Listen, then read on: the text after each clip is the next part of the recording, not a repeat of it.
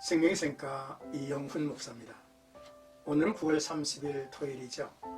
샘가에서는 민수기 묵상을 하는데 92번째 시간입니다.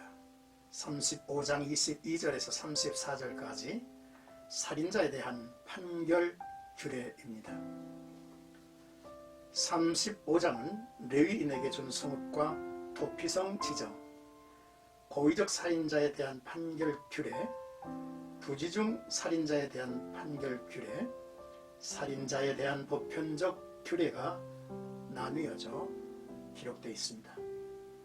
오늘 단락은 악의가 없는 우발적인 살인자의 규례와 살인자로 인하여 약속의 땅을 더럽히지 말라는 주님의 명령입니다.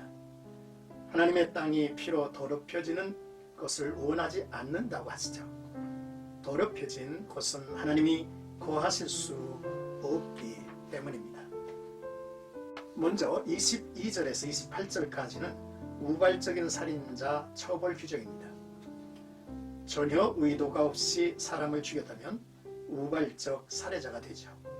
우발적 살인을 범한 사람은 비록 자유를 잃긴 했지만 피해 보복자로부터 보호를 받았습니다. 고의로 사람을 죽였든지 부지중에 죽게 하였든지 회중이 모인 가운데서 재판장이 판결을 한 후에 해결하라는 말씀이죠. 도피성으로 도망한 사람을 재판하여 고의로 죽이지 않았다고 판결되면 그 사람은 도피성에서 살아야 됩니다. 만약에 도피성에서 있지 않고 그 성을 떠나면 피해자의 가족들이 보고 달려들어 죽여도 죄가 안 된다 했습니다. 도피성에 있는 사람이 죄가 없어졌기 때문에 용서해 주시는 것이 아니며 죄가 있을지라도 도피성에 있을 때만 살 수가 있었습니다.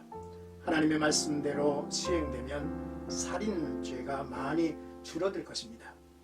하나님의 정의는 상황과 의도를 모두 고려하시는 공의의 법이죠.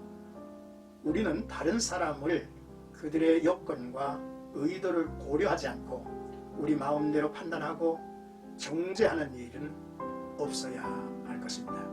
모든 판단은 하나님께 맡길 일이죠.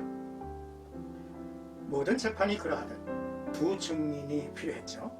우발적인 살인자는 도피성 안에서 거룩한 대제사장이 사는 동안 보호를 받습니다.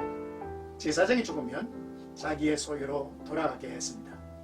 우리가 그리스도 안에서 죄사함을 받고 그 안에서 살아가는 모습을 보게 하죠. 그리스도 안에서만 죄사함과 그리스도의 의로 안전하지 그리스도 밖에서는 여전히 형벌을 받을 죄인이라고 하는 사실을 기억해야 할 일입니다. 29절에서 34절까지는 살인자 처벌과 땅을 더럽히지 말 것에 대한 내용이죠. 이스라엘이 거주하는 약속의 땅은 하나님이 거주하시는 땅이라 했습니다. 이 땅을 더럽히지 말라. 나 여호와가 이스라엘 자손 중에 있다고 하셨죠. 고의적인 죄를 저지른 자는 속죄가 없고 생명을 위한 속전도 없었습니다. 그는 사형에 처해지죠. 율법은 친족 남자가 합법적으로 보복하는 것을 금하지 않았습니다. 실제로 친족 남자가 없는 과부들의 경우에 하나님이 직접 그 역할을 맡기도 하셨죠. 한편 도피성의 목적은 피는 땅을 더럽히나니라고 언급하는 구절에서 발견할 수 있습니다. 누구라도 이스라엘의 하나님이 거하시는 땅을 더럽히지 말아야 했습니다. 정의와 하나님의 목적들을 유지하기 위한 것이죠. 그리고 이스라엘을 그 땅에 보존하기 위해서입니다. 도피성을 주신 것은 결코 우연한 것이 아니며 하나님의 구속 계획의 핵심이라 말할 수 있습니다. 사랑하는 생각가족 여러분, 모든 죄의 근원은 타락한 인간의 마음입니다. 우리가 회개하고 죄사함을 받아 성결한 성품을 얻어야 함은 삶에 있어 순수한 동기가 절대적으로 필요하기 때문이죠. 성결의 은혜가 보여주는 확실한 증거는 동기의 순수성입니다. 또한 성도는 그리스도 예수 안에서 죄사함과 자유를 얻게 됐습니다. 그리스도 예수를 떠나면 율법의 저주가 달려들 것입니다. 그리스도 예수 밖에서는 세상 주인과 우리가 같다는 것이죠. 그러므로 성도들은 믿음 안에서 머물며 진정한 사죄의 은혜와 확신, 그리고 나로 인해서 피해를 본 자를 향한 속건제를 온전하게 드릴 수 있어야 합니다. 2명 이상의 증인을 요구함으로써 정의는 강화되죠. 이것은 예수께서 말씀과 사도들의 증언도 그랬습니다.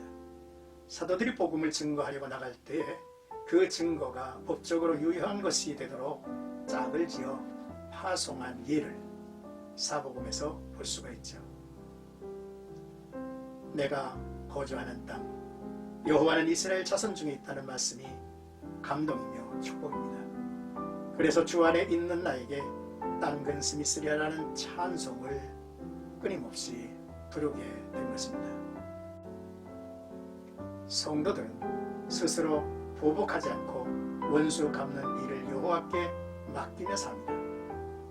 최종적인 판단은 하나님이 하시는데, 그럼에도 우리가 사람을 정죄한다면 하나님 앞에 올바르지 못하죠.